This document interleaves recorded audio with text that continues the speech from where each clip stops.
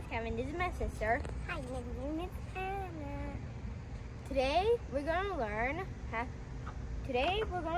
Why do birds fly in V shape. I know, do it. So you see here, what is my sister doing when she's pushing the air down when she's doing this?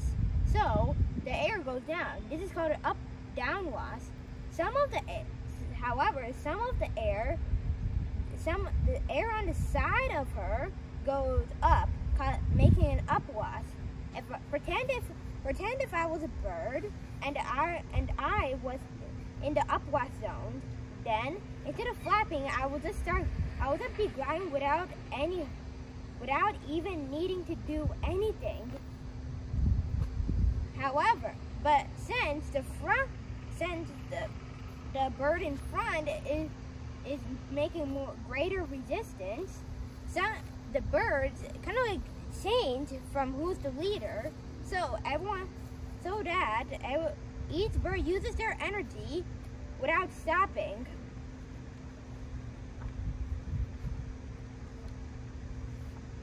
Now,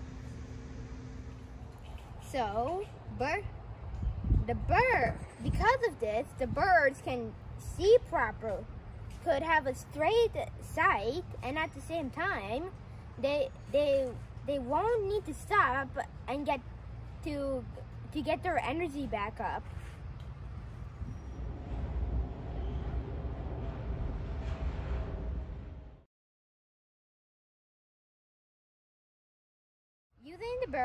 Using that bird method, airplanes can also fly.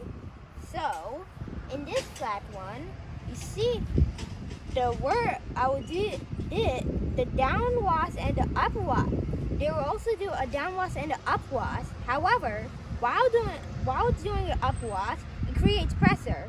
So, pushing the air on the wing. So, it's pushing the wing down. So they design. So for in airports where there's a lot of air, they designed winglets, which is kind of like this.